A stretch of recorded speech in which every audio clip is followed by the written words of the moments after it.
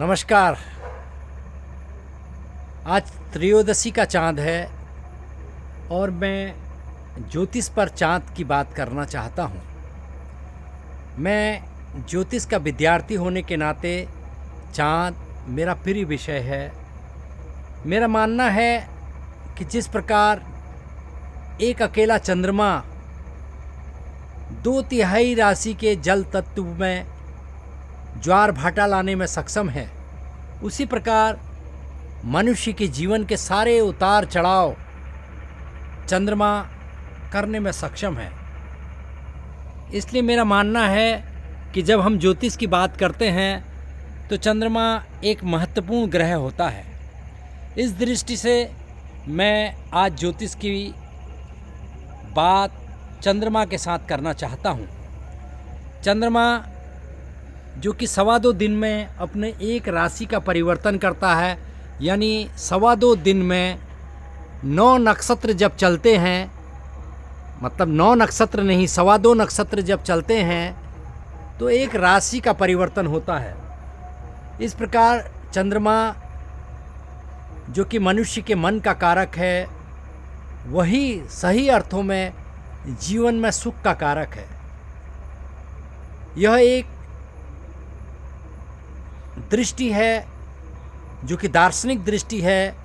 आपके पास भौतिक संसाधन कितने भी क्यों ना हो, लेकिन आप सुख का एहसास तभी कर सकते हैं जबकि आपकी दृष्टि साफ हो, आपका मन स्थिर हो।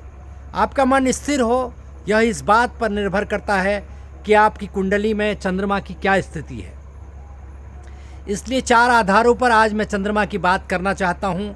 यह कि चंद्रमा आपकी कुंडली में किस प्रकार स्थित है, यह कि चंद्रमा के साथ कौन से ग्रह संयोग कर रहे हैं, और यह कि चंद्रमा को कौन से ग्रह देख रहे हैं। सबसे पहले मैं यह बताना चाहूँगा कि एक अच्छे जीवन जीने के लिए आपका चंद्रमा अच्छा होना चाहिए, संतुलित होना चाहिए। चंद्रमा आमतौर पर सूर्य के 72 डिग्री पीछे अथवा आगे जब होता है तो अपना महत्व खो देता है। ऐसे व्यक्ति के जीवन में मनोभावों का अभाव होता है।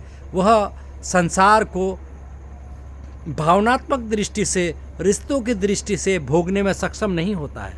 इस प्रकार यदि आपका जन्म अमावस के 2 दिन पहले अथवा 2 दिन बाद हो, अर्थात सूर्य के 72 डिग्री के कंजक्शन में यदि चंद्रमा हो, तो चंद्रमा आपके जीवन में प्रभावकारी नहीं रहेगा और भावनात्मक दृष्टि से आपका स्तर उतना बेहतर नहीं होगा कि आप जीवन का उपभोग कर सकें। दूसरी महत्वपूर्ण स्थिति यह आती है कि चंद्रमा किस स्थिति का है। चंद्रमा एक ऐसा ग्रह है जो पाप ग्रह भी होता है और शुभ ग्रह भी होता है। यदि चंद्रमा शुक्ल पक्षमी की अष्टमी से कृष्ण पक्षमी की सप्तमी तक का है तो यह शुभ चंद्रमा कहलाता है। जब चंद्रमा शुभ होता है तो वह जिस स्थान पर बैठा होता है, जिस स्थान पर दृष्टि रखता है, उन स्थानों की वृद्धि करता है। यदि चंद्रमा की बात आए तो चंद्रमा एक ऐसा ग्रह है, छाया ग्रह है। इसको हमेशा बेहतर संयोग के लिए एक साथ की आवश्यकता होती है। यदि चंद्रमा के एक घर आगे कोई ग्रह है तो यह सुनफा योग बनाता है। यदि चंद्रमा के संयोग में कोई ग्रह है तो यह और बेहतर स्थिति है। यदि चंद्रमा के पीछे कोई ग्रह है तो वह अनफा योग बनाता है। यदि चंद्रमा दोनों ओर से ग्रह रहित है तो यह केमद्रुम योग बनाता है। यह केमद्रुम योग आपको मूडी बना देता है, स्वच्छंदकारी बना देता है, मन मर्जी का मालिक बना देता है और आप विषय वस्तु अर्थात तथ्यों की अनदेखी करने का साहस पैदा कर लेते हैं। आप जीवन की उच्चता को प्राप्त करने के बाद भी उसे छोड़ने की स्थिति में आ जाते हैं। आपके भीतर वैराग्य का भाव, असंतुलन का भाव जागृत हो जाता है।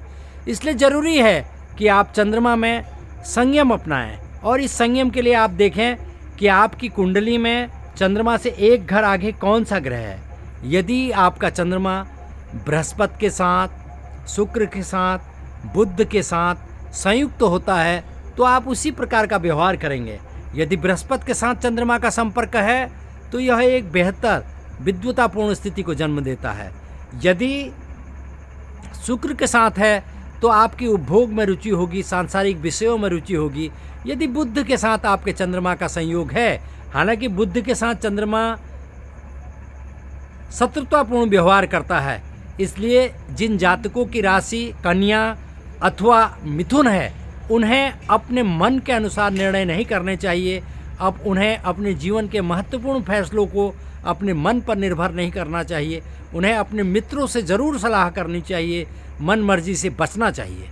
यदि चंद्रमा शनि के साथ संयुक्त है तो यह विषयोग बनाता है, वैराग्य की स्थिति उत्पन्न करता है।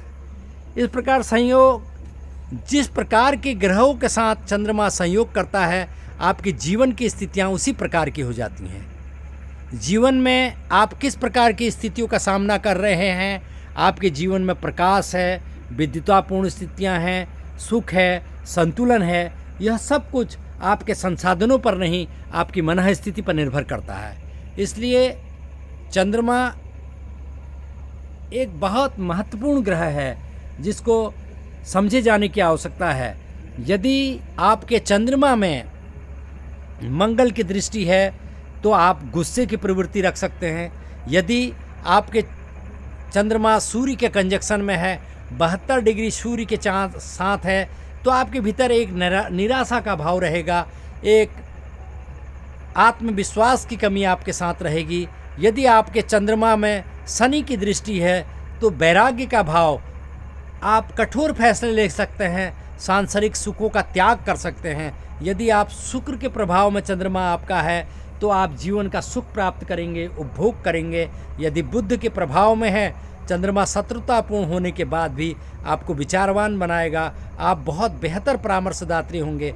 यदि आपका चंद्रमा केतु के प्रभाव में है तो आप भयग्रस्त रहेंगे, कल्पना करेंगे, जो हॉलिसिनेशन यानी कि मतलब कल्पनाओं में भय आता है, मृगी का रोग होता है, वह इस प्रकार के चंद्रमा के संयोग से होता है। यदि आपका चंद्रमा राहु के प्रभाव में है तो आप नाना प्रकार के गुप्त भयों से आशंकित रहेंगे, आप षड्यंत्रों के प्रति सावधान रहेंगे और खुद षड्यंत्र में शामिल हो जाएंगे।